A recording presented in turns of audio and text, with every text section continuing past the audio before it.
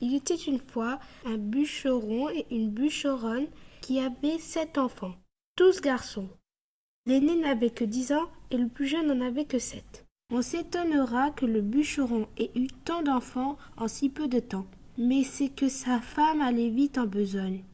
Il n'en avait pas moins de 2 à la fois. Ils étaient fort pauvres et leurs 7 enfants les incommodaient beaucoup, parce qu'aucun d'eux ne pouvait encore gagner sa vie. Ce qui les chagrinait encore, c'est que le plus jeune était fort délicat et ne disait mot, prenant pour bêtise ce qui était une marque de la bonté de son esprit. Il était fort petit, et quand il vint au monde, il n'était guère plus gros que le pouce, ce qui fit qu'on l'appela le petit poucet. Ce pauvre enfant était le souffre-douleur de la maison, et on lui donnait toujours tort. Cependant, il était le plus fin et le plus avisé de tous ses frères. Et, s'il parlait peu, il écoutait beaucoup. Il vint une année très fâcheuse, et la famine fut si grande que ces pauvres gens résolurent de se défaire de leurs enfants. Un soir que ses enfants étaient couchés, et que le bûcheron était auprès du feu avec sa femme, il lui dit, le cœur serré de douleur, « Tu vois bien que nous ne pouvons plus nourrir nos enfants. Je ne saurais les voir mourir de faim devant mes yeux, et je suis résolu de les mener perdre demain au bois, ce qui sera bien aisé, car tandis qu'ils s'amuseront à fagoter, nous n'avons qu'à nous enfuir sans qu'ils nous voient. »« Ah !» s'écria la bûcheronne, « pourrais-tu toi-même mener perdre tes enfants ?» Son mari avait beau lui représenter leur grande pauvreté, elle ne pouvait y consentir. Elle était pauvre, mais elle était leur mère. Cependant, ayant considéré quelle douleur ce lui serait de les voir mourir de faim, elle y consentit et alla se coucher en pleurant. Le petit poucet ouït tout ce qu'ils dirent, car ayant entendu de dedans son lit qu'ils parlaient d'affaires, il s'était levé doucement et s'était glissé sous l'escabelle de son père, pour les écouter sans être vu. Il alla se recoucher et ne dormit point du reste de la nuit, songeant à ce qu'il avait à faire. Il se leva de bon matin et alla au bord d'un ruisseau où il emplit ses poches de petits cailloux blancs et ensuite revint à la maison. On partit et le petit poucet ne découvrit rien de tout ce qu'il savait à ses frères. Ils allèrent dans une forêt fort épaisse où à 10 pas de distance on ne se voyait pas l'un l'autre. Le bûcheron se mit à couper du bois et ses enfants à ramasser des broutines pour faire des fagots.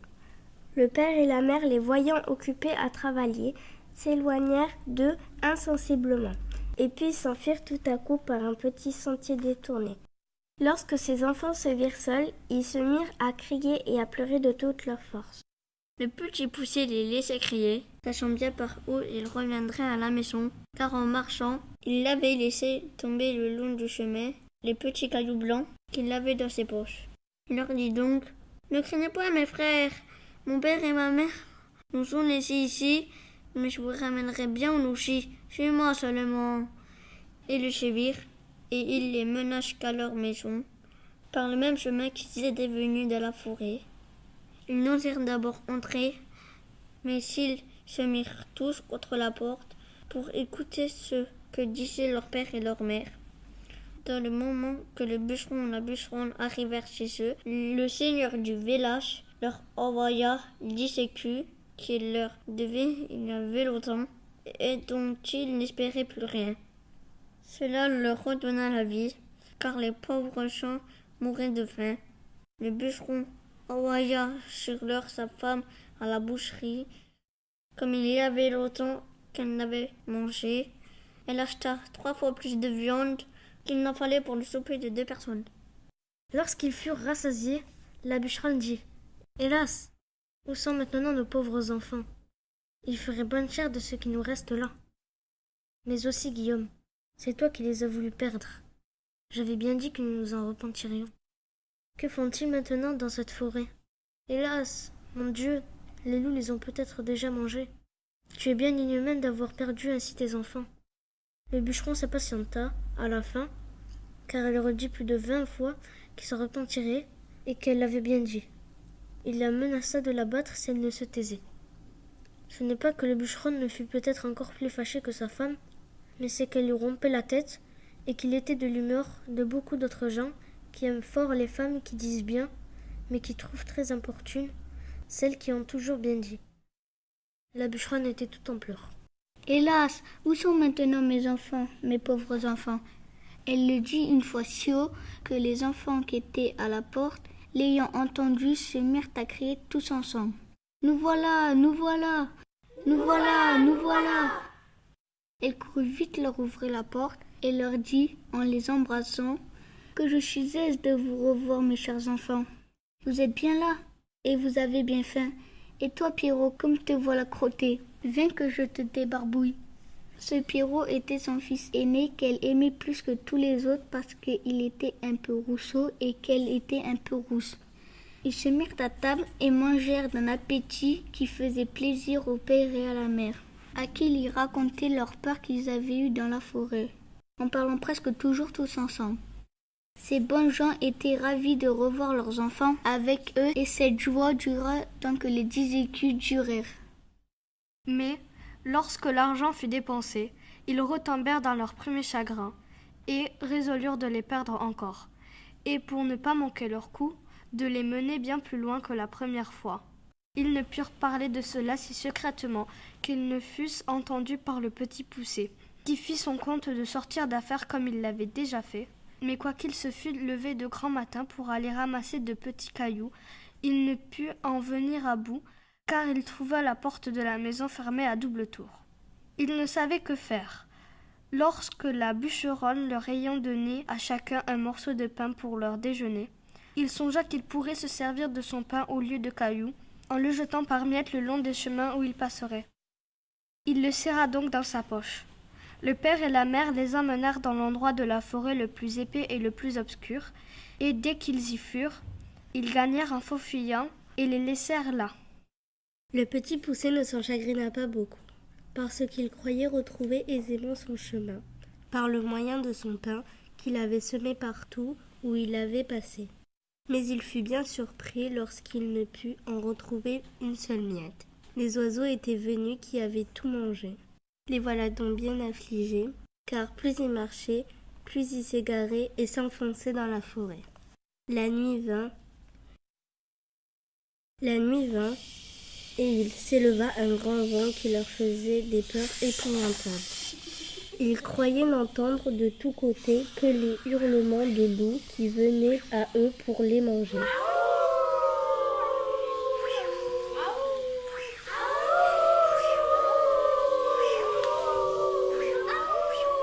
Ils n'osaient presque se parler ni tourner la tête.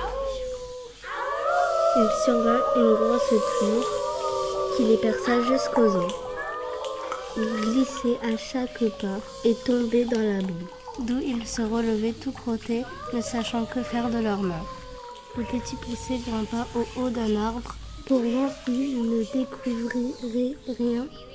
Ayant tourné la tête de tous côtés, il vit une petite lueur comme d'une chandelle, mais qui était bien loin, par-delà la forêt. Il descendit de l'arbre et lorsqu'il fut à terre, il ne vit plus rien. Cela le désola. Cependant, ayant marché quelque temps avec ses frères du côté qu'il avait vu la lumière, il la revit en sortant du bois. Ils arrivèrent enfin à la maison où était cette chandelle, non sans bien des frayeurs, car souvent il la perdait de vue, ce qui leur arrivait toutes les fois qu'ils descendaient dans quelque fond. Ils heurtèrent à la porte et une bonne femme vint leur ouvrir. Elle leur demanda ce qu'ils voulaient. Le petit Poucet lui dit qu'ils étaient de pauvres enfants qui s'étaient perdus dans la forêt et qui demandaient à coucher par charité. Cette femme, les voyant tous si jolis, se mit à pleurer et leur dit « Hélas, mes pauvres enfants, où êtes-vous venus? Savez-vous bien que c'est ici la maison d'un ogre qui mange les petits enfants ?»« Hélas, madame, lui répondit le petit Poucet qui tremblait de toute sa force, aussi bien que ses frères. Que ferons-nous ? Il est bien sûr que les loups de la forêt ne manqueront pas de nous manger cette nuit si vous ne voulez pas nous retirer chez vous. Et cela étant, nous aimons mieux que ce soit monsieur qui nous mange. Peut-être qu'il aura pitié de nous, si vous voulez bien l'en prier. » La femme de l'ogre, qui crut qu'elle pourrait les cacher à son mari jusqu'au lendemain matin, les laissa entrer et les mena se chauffer auprès d'un bon feu, car il y avait un mouton tout entier à la broche pour le souper de l'ogre. Comme ils commençaient à se chauffer, ils entendirent heurter 3 ou 4 grands coups à la porte. C'était l'ogre qui revenait. Aussitôt sa femme les fit cacher sous le lit et alla ouvrir la porte. L'ogre demanda d'abord si le souper était prêt et si on avait tiré du vin, et aussitôt se mit à table. Le mouton était encore tout sanglant, mais il ne lui en sembla que meilleur. Il flaira à droite et à gauche, disant qu'il sentait la chair fraîche. « Il faut, lui dit sa femme, que ce soit ce veau que je viens d'habiller, que vous sentez. » « Je sens la chair fraîche, te dis-je encore une fois, reprit l'ogre, en regardant sa femme de travers. Il y a ici quelque chose que je n'entends pas. En disant ces mots, il se leva de table et alla droit au lit. Ah, dit-il, voilà donc comme tu veux me tromper, maudite femme. Je ne sais à quoi il tient que je ne te mange aussi. Bien t'en prends d'être une vieille bête.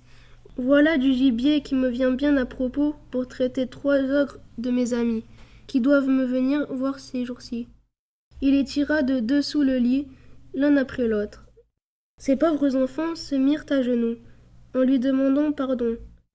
Mais ils avaient affaire au plus cruel de tous les ogres, qui, bien loin d'avoir de la pitié, les dévorait déjà des yeux, et disait à sa femme que ce serait là de friands morceaux, lorsqu'elle leur aurait fait une bonne sauce. Il alla prendre un grand couteau et en approchant de ces pauvres enfants, il l'aiguisait sur une longue pierre qu'il tenait à sa main gauche. Il en avait déjà empoigné un lorsque sa femme lui dit « Que voulez-vous faire à l'heure qu'il est? N'aurez-vous pas assez de temps demain ?»« Tais-toi, reprit l'ogre, ils en seront plus mortifiés. »« Mais vous avez encore là tant de viande, reprit sa femme. Voilà un veau, 2 moutons et la moitié d'un cochon. »« Tu as raison, dit l'ogre, donne-leur bien à souper afin qu'ils ne maigrissent pas, et va les mener coucher. » La bonne femme fut ravie de joie et leur porta bien à souper. Mais ils ne purent manger, tant ils étaient saisis de peur. Pour l'ogre, il se remit à boire, ravi d'avoir de quoi si bien régaler ses amis. Il but une 12aine de coups de plus qu'à l'ordinaire, ce qui lui donna un peu dans la tête et l'obligea de s'aller coucher. L'ogre avait 7 filles qui n'étaient encore que des enfants. Ces petites ogresses avaient tout le teint fort beau, parce qu'elles mangeaient de la chair fraîche, comme leur père, mais elles avaient de petits yeux gris et tout ronds, le nez crochu et une fort grande bouche avec de longues dents fort aiguës et fort éloignées l'une de l'autre. Elles n'étaient pas encore fort méchantes, mais elles promettaient beaucoup, car elles mordaient déjà les petits enfants pour en sucer le sang. On les avait fait coucher de bonne heure et elles étaient toutes 7 dans un grand lit, ayant chacune une couronne d'or sur la tête. Il y avait dans la même chambre un autre lit de la même grandeur. Ce fut dans ce lit que la femme de l'ogre mit coucher les 7 petits garçons, après quoi elle s'alla coucher auprès de son mari. Le petit poussé, qui avait remarqué que les filles de l'ogre avaient des couronnes d'or sur la tête, et qui craignait qu'il ne prît à l'ogre quelque remords de ne les avoir pas égorgés dès le soir même, se leva vers le milieu de la nuit, et prenant les bonnets de ses frères et le sien, il alla tout doucement les mettre sur la tête des 7 filles de l'ogre, après leur avoir ôté leur couronne d'or, qu'il mit sur la tête de ses frères et sur la sienne, afin que l'ogre les prît pour ses filles, et ses filles pour les garçons qu'il voulait égorger. La chose réussit comme il l'avait pensé, car l'ogre, s'étant éveillé sur le minuit, eut regret d'avoir différé au lendemain, ce qu'il pouvait exécuter la veille. Il se jeta donc brusquement hors du lit, et, prenant son grand couteau, « Allons voir, dit-il, comment se portent nos petits drôles, n'en faisons pas 2 fois. » Il monta donc à tâtons à la chambre de ses filles, et s'approcha du lit où étaient les petits garçons, qui dormaient tous, excepté le petit poussé, qui eut bien peur lorsqu'il sentit la main de l'ogre qui lui tâtait la tête, comme il avait tâté celle de tous ses frères. L'ogre qui sentit les couronnes d'or. « Vraiment, dit-il, j'allais faire là un bel ouvrage. Je vois bien que je bus trop hier au soir. » Il alla ensuite au lit de ses filles, où ayant senti les petits bonnets des garçons. « Ah, les voilà, dit-il, nos gaillards. Travaillons hardiment. » En disant ces mots, il coupa, sans balancer, la gorge à ses 7 petites filles. Fort content de cette expédition, il alla se recoucher auprès de sa femme. Aussitôt que le petit poussé entendit ronfler l'ogre, il réveilla ses frères, et leur dit de s'habiller promptement et de le suivre. Ils descendirent doucement dans le jardin et sautèrent par-dessus les murailles. Ils coururent presque toute la nuit, toujours en tremblant et sans savoir où ils allaient. L'ogre, s'étant éveillé, dit à sa femme « Va-t'en là-haut habiller ces petits drôles d'hier au soir. » L'ogresse fut fort étonnée de la bonté de son mari, ne se doutant point de la manière qu'il entendait qu'elle les habilla, et croyant qu'il lui ordonnait de les aller vêtir, elle monta en haut, où elle fut bien surprise, lorsqu'elle aperçut ses 7 filles égorgées et nageant dans leur sang. Elle commença par s'évanouir, car c'est le premier expédient que trouvent presque toutes les femmes en pareille rencontre. L'ogre, craignant que sa femme ne fût trop longtemps à faire la besogne dont il l'avait chargée, monta en haut pour lui aider. Il ne fut pas moins étonné que sa femme lorsqu'il vit cet affreux spectacle. « Ah, qu'ai-je fait là ?» s'écria-t-il. « Ils me le payeront, les malheureux, et tout à l'heure. » Il jeta aussitôt une potée d'eau dans le nez de sa femme, et l'ayant fait revenir.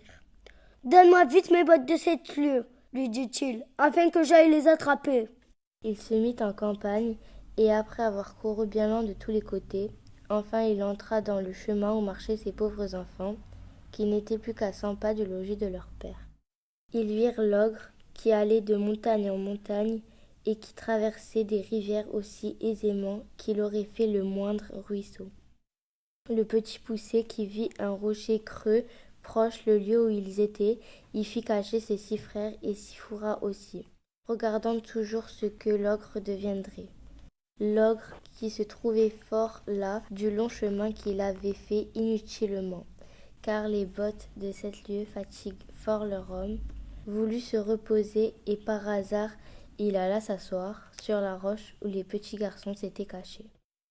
Comme il n'en pouvait plus de fatigue, il s'endormit après s'être reposé quelque temps et vint à ronfler si effroyablement que les pauvres enfants n'eurent pas moins de peur que quand il tenait son grand couteau pour leur couper la gorge. Le petit poucet en eut moins de peur et dit à ses frères de s'enfuir promptement à la maison pendant que l'ogre dormait bien fort et qu'ils ne se misent point en peine de lui. Ils crurent son conseil et gagnèrent vite la maison. Le petit poucet s'étant approché de l'ogre, lui tira doucement ses bottes et les mit aussitôt. Les bottes étaient fort grandes et fort larges, mais comme elles étaient faites, elles avaient le don de s'agrandir et de se rapetissir selon la jambe de celui qui les chaussait, de sorte qu'elles se trouvèrent aussi juste à ses pieds et à ses jambes que si elles eussent été faites pour lui. Il alla droit à la maison de l'ogre, où il trouva sa femme qui pleurait auprès de ses filles égorgées. « Votre mari, lui dit le petit poucet, est en grand danger, car il a été pris par une troupe de voleurs qui ont juré de le tuer s'il ne leur donne tout son or et tout son argent. Dans le moment qu'il lui tenait le poignard sur la gorge, il m'a aperçu et m'a prié de vous venir avertir de l'état où il est, et de vous dire de me donner tout ce qu'il a de vaillant sans en rien retenir, parce qu'autrement il le tuera sans miséricorde. » Comme la chose presse beaucoup, il a voulu que je prisse ses bottes de 7 lieues, que voilà. Pour faire diligence. Et aussi afin que vous ne croyiez pas que je sois un affronteur. La bonne femme, fort effrayée, lui donna aussitôt tout ce qu'elle avait. Car cet ogre ne laissait pas d'être fort bon mari. Quoiqu'il mangeât les petits enfants. Le petit poucet, étant donc chargé de toutes les richesses de l'ogre, s'en revint au logis de son père, où il fut reçu avec bien de la joie.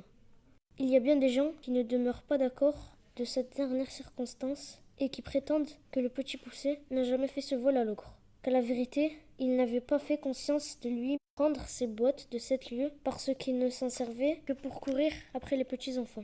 Ces gens-là assurent de savoir de bonne part, et même pour avoir bu et mangé dans la maison du bûcheron.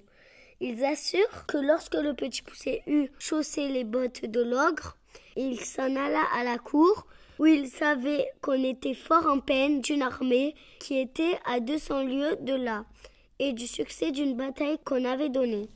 Il alla, disent-ils, trouver le roi et lui dit que, s'il le souhaitait, il lui rapporterait des nouvelles de l'armée avant la fin du jour. Le roi lui promit une grosse somme d'argent s'il en venait à bout. Le petit poucet rapporta des nouvelles dès le soir même, et cette première course l'ayant fait connaître, il gagnait tout ce qu'il voulait, car le roi le payait parfaitement bien pour porter ses ordres à l'armée. et une infinité de demoiselles lui donnaient tout ce qu'il voulait pour avoir des nouvelles de leur fiancé, et ce fut là sans plus grand gain. Il se trouvait quelques femmes qui le chargeaient de lettres pour leur mari, mais elles le payaient si mal, et cela allait à si peu de choses Qu'il ne daignait mettre en ligne de compte ce qu'il gagnait de ce côté-là. après avoir fait pendant quelque temps le métier de courrier et avoir amassé beaucoup de biens. Il revint chez son père, où il n'est pas possible d'imaginer la joie qu'en eut de le voir. Il mit toute sa famille à son aise, il acheta des offices des nouvelles créations pour son père et pour ses frères, et par là il les établit tous, et fit parfaitement bien sa cour en même temps. Moralité. Moralité. On ne s'afflige point d'avoir beaucoup d'enfants quand ils sont tous beaux. Quand ils sont tous beaux, bien faits et bien grands. Et d'un extérieur qui brille. Mais si l'un d'eux est faible ou ne dit mot, On le méprise, on le raille, On le méprise, on le raille, on le méprise, on le pille, on le raille, on le pille. On le méprise, on le raille, on le pille. Quelquefois, cependant, c'est ce petit marmot Quelquefois, cependant, c'est ce petit marmot qui fera le bonheur de toute la famille.